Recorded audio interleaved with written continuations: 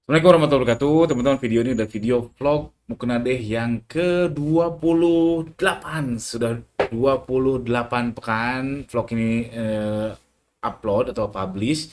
Itu reality show saya jualan online. Jualannya mukena. Awalnya niat mukena, sekarang serius sejadah sama ya tetap mukena juga sih, mukenanya tetap dijual. Dan ini sudah 28 pekan.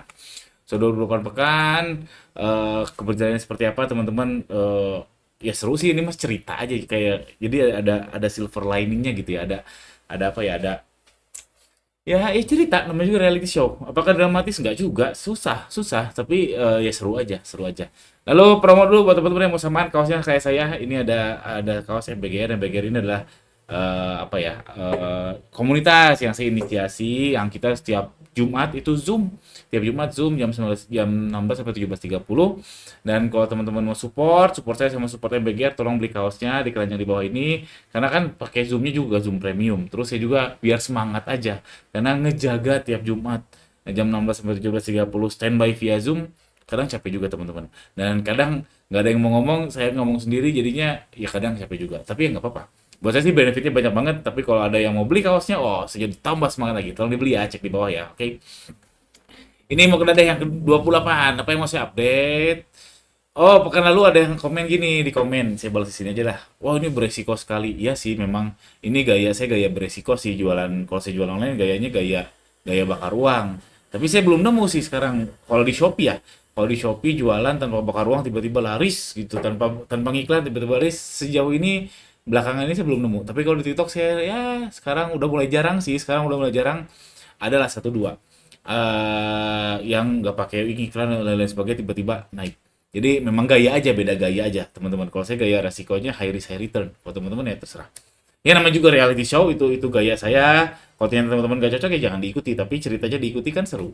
Oke, ini update jurnalnya dulu.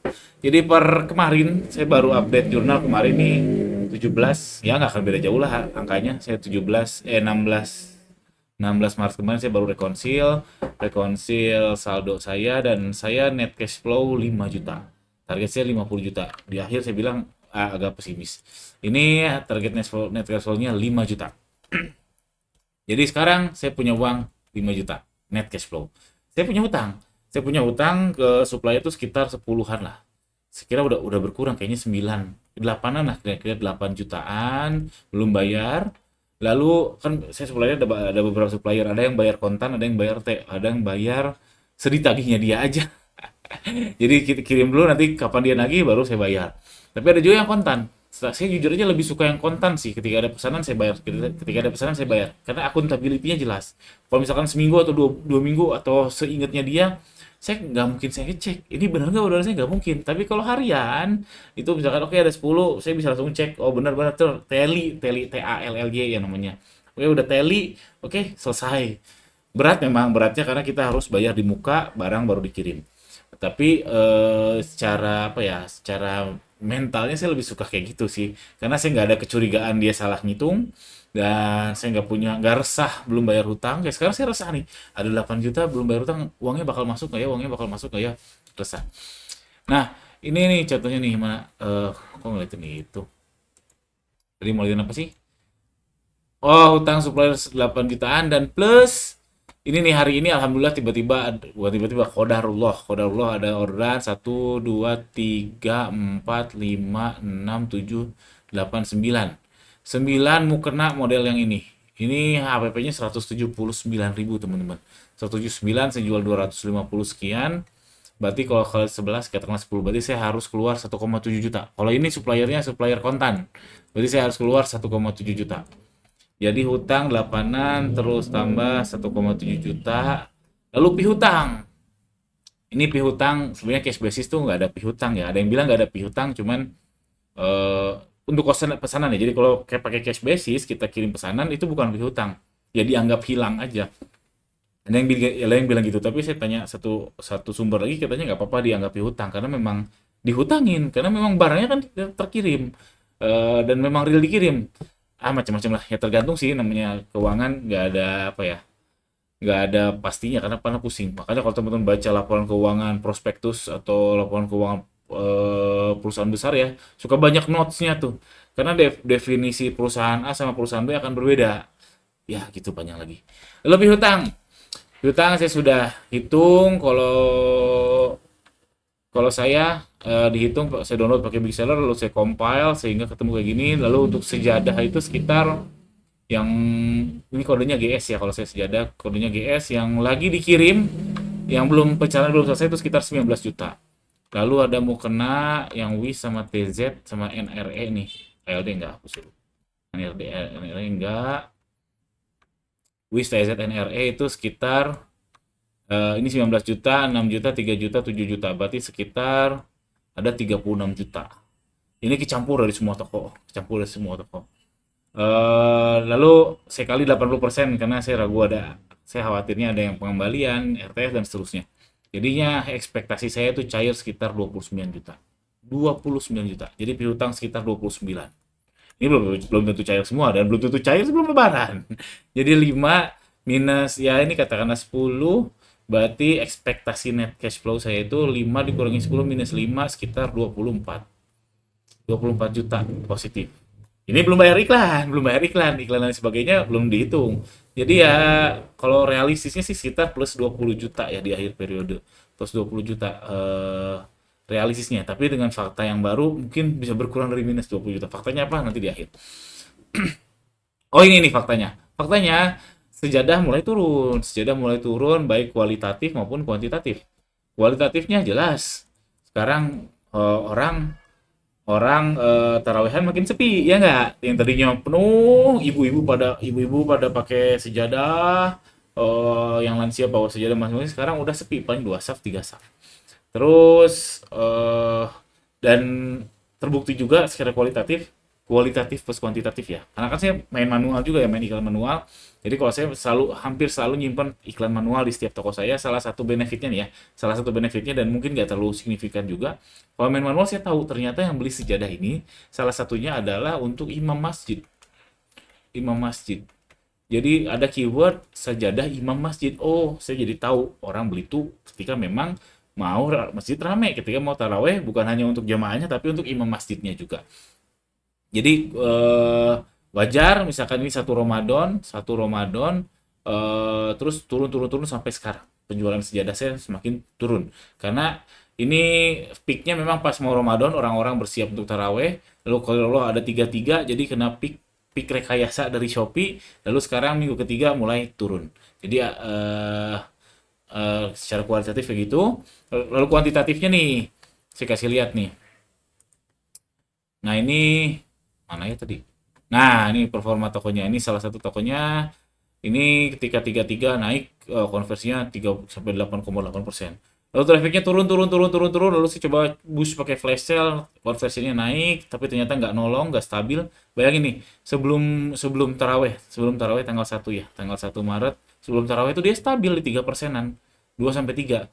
Tapi di sini udah mulai naik turun oh udah nggak bener nih udah nggak bener saya coba push pakai flash sale harga HPP 6% naik terus saya biarin turun makin turun saya coba push lagi udah nggak bener kalau produk lagi nggak tren iklannya repot iklannya apa ya juggling antara boncos dan tidak ini satu lagi juga kurang lebih sama ini ketika ini penjualnya nggak terlalu banyak kayak yang tadi ya ketika sebelum bulan puasa dia naik traffic dan conversionnya juga cenderung naik lalu pas setelah taraweh bulan pertama setelah 33 dia turun sampai 0, bahkan dan ini kemarin naik kalau nggak salah ini karena iklannya saya stop pengunjungnya turun otomatis pengunjungnya turun sampai seperempatnya otomatis conversion akan naik biasanya kayak gitu angkanya intinya saya tidak mau melawan arus jadi ini saya nggak mau melawan alam memang sejarah tuh demandnya lagi turun yang biasanya kasus kayak gini ketika demand lagi turun ketar-ketir seller tuh ketar-ketir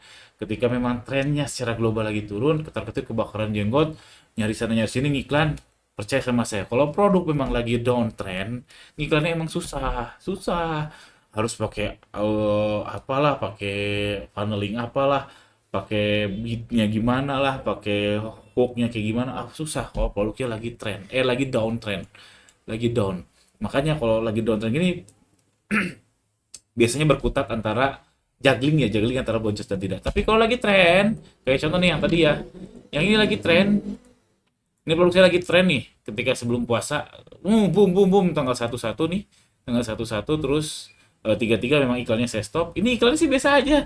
Setiap hari nggak saya pantengin, tapi setelah saya turun gini saya pantengin iklannya sampai pusing, ubah budget, ada yang manual juga ganti kata kunci. Nggak untung.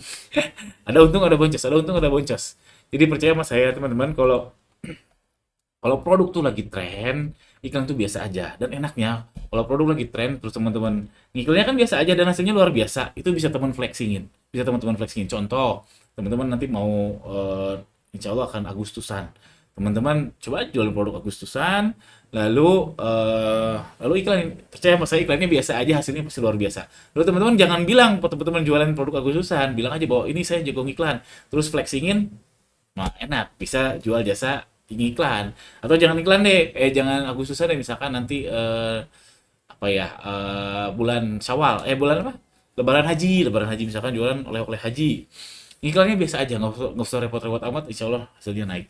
Biasa aja itu bukan berarti jelek ya, biasa aja itu ya normal lah gitu, normal yang orang-orang apa ya, jadi bukan bukan newbie banget, biasa aja tuh kayak ya dihitung tetap, terus beatnya tetap, riset kata kunci tetap, itu biasa aja dan naik. Dan teman-teman tinggal capture aja iklannya, flexing. Nah teman-teman bisa jual PDF, jual macam-macam, enak. Percaya sama saya, emang itu triknya. Itu triknya ketika apa ya? Ketika memang iklan tuh enak banget, kayaknya gampang banget. Padahal bukan karena trennya. So, cobain aja atau dibalik. Sekarang misalkan nanti eh apa ya? Ini kan lagi bulan puasa ya. Coba, oh ya lagi bulan puasa, siang-siang. Siang-siang, pagi-pagi deh, pagi-pagi coba jual es kelapa. Wah, susah. Susah. Tapi ada juga sih kalau makin sini makin banyak yang nggak puasa ya. Semoga Allah berikan hidayah ya. Ya begitu teman-teman. Ingat rumusnya, kalau produk lagi tren iklannya biasa aja. Kalau produknya lagi downtrend memang iklannya susah, repot, harus yang profesional. Nah, kalau saya mau lemesin aja. Saya kalau lagi downtrend ya sudah, produknya lagi downtrend, makanya saya bikin tools namanya GRRND. Cek aja di ganirosaki.com. Di situ toolsnya untuk mendeteksi tren. Jadinya saya nggak boncos ngiklan. Saya cuma fokus ke produk-produk yang memang lagi tren. Jadi kalau lagi turun ya sudah, masanya sudah habis, saya nggak mau maksa karena nanti akan balik lagi juggling antara ngiklan dan tidak ngiklan. Panjang. Nah, karena saya tahu lagi downtrend, makanya saya langsung mode termurah di Shopee dan auto goceng. Nah, termurah di Shopee dan auto goceng. Langsung aja saya submit semua toko-toko sejadah saya yang diundang sejadahnya untuk termurah di Shopee, submit dan saya auto goceng iklannya. Sudah jalan berapa hari ya? Sudah jalan 2 hari kayaknya. Dari tanggal 6. Oh bukan, tanggal 16 17. Nah, 15. Nah, 15 17. Baru dua hari saya submit termurah di Shopee, lalu saya auto GFVMX autoin dan digocengin. Ruasnya 38. Percaya, percaya Mas, saya nanti di seminggu ruasnya bisa mungkin 20 30, dan ini ruasnya wow, wow, wow banget, padahal kuncinya bukan di Jagong iklannya, padahal GFV Max kuncinya adalah di termurah di Shopee-nya. Karena kalau termurah di Shopee terus ngiklannya agresif, itu nggak make sense buat saya. Entah kenapa Shopee itu kayak tahu aja HPP kita tuh berapa, entah kenapa ya. Oke, kalau pakai HPP biasa terkesannya lebih untung, hati-hati teman-teman. Pricing kita itu diserang dari atas dan dari bawah, yaitu admin fee sama PPN. Hati-hati. Itu entah kenapa kalau kalau produk-produk saya itu kalau termurah di Shopee itu selalu bisa di bawah untung gitu. Kalau saya submit tuh ya untungnya paling tipis banget, super tipis banget. Mereka kayak tahu gitu HPP saya. Nah, makanya kalau termurah di Shopee, kalau ngiklannya agresif, menurut saya pengalaman saya sih jelek ya. Makanya saya ini sampai termurah di Shopee, lalu 5.000 saya sedekah ke Shopee. Biar Shopee-nya tetap jalan. Sedekah 5.000 perak sehari. Ini ruasnya sampai 38, padahal biasa aja. Panjang jadinya. Apalagi ya, lanjut. Oke, itu udah auto goceng, semua tokonya saya auto gocengin. Ini satu lagi yang auto goceng. Oh, ini 10.000 karena saya nafsu. Karena saya nafsu. Karena nafsu per kemarin, kalau nggak salah, per kemarin lossnya tinggi banget. Oh bukan, kemarin bukan, seminggu terakhir ya.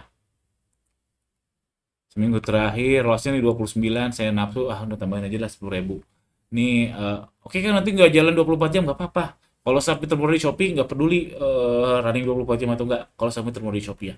Atau bahkan kalau memang organiknya lagi bagus, yang penting JV Max-nya jalan aja, goceng di awal tuh kayak kayak nembak aja, pum, nanti jalan sendiri. Jadi nggak apa-apa kalau main JMP Max Auto atau JMP Max Pro saya agak ragu, tapi kalau JMP Max Auto menurut saya nggak masalah, main goceng tiap hari pun nggak masalah. Panjang. Lalu apa yang saya lakukan? Jadi karena mau kena susah ya. Saya udah nyobain 5 bulan ternyata susah banget nge-up-nya, dan jodohnya ke sejadah, dan sejadah sekarang lagi turun, terus mau kena anak juga saya udah lumayan. Lumayan yang tadi ini mau kena anak nih. Mana nih mau kena anak nih? Saya kejual nih. Nah, nih NRE ini 7 juta nih yang belum cair dalam 30 hari terakhir ya. 7 juta. Lumayan udah hampir mengalahi mau kena yang dewasa nih, seperti 9 jutaan omsetnya. 10 jutaan lah. Yang belum cairnya, bukan omset, yang belum cairnya. Jadi mau kenanya susah untuk naik, saja udah berhasil scale up dan ternyata sekarang lagi turun. Mau kena anak lagi enak-enaknya ternyata supplier issue, stoknya habis. Waduh, saya akan mini pivot ini. Saya mau mini pivot, saya mau upload produk saya sendiri, yang saya produksi sendiri. Bukan mau kena sih, tapi nggak apa-apa. Saya manfaatkan momennya. Saya mau upload mungkin jilbab, mungkin gamis anak, mungkin koko anak. Lagi saya pikirin yang jelas. Saya manfaatkan momennya. Masih ada sekarang 17 Maret. Masih ada 13 hari lagi, walau alam masih sempet nggak saya manfaatin momennya, cuman saya nggak jualan mau kena.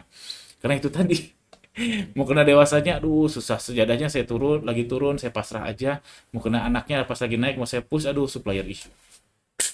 Lengkap sudah, memang nggak gampang. Buat saya nggak gampang bisnis, buat teman-teman yang mungkin beda-beda tiap orang. Buat saya bisnis itu gak gampang, jualan online itu gak gampang, saya butuh bakar uang dan sebagainya. Dan alhamdulillah sudah sampai vlog ke-28 ini, setidaknya saya BEP asli. Setidaknya saya BEP. Asli saya tadinya udah tegang nih, tegang kalau saya nggak sampai nggak BEP. Ntar mana ya?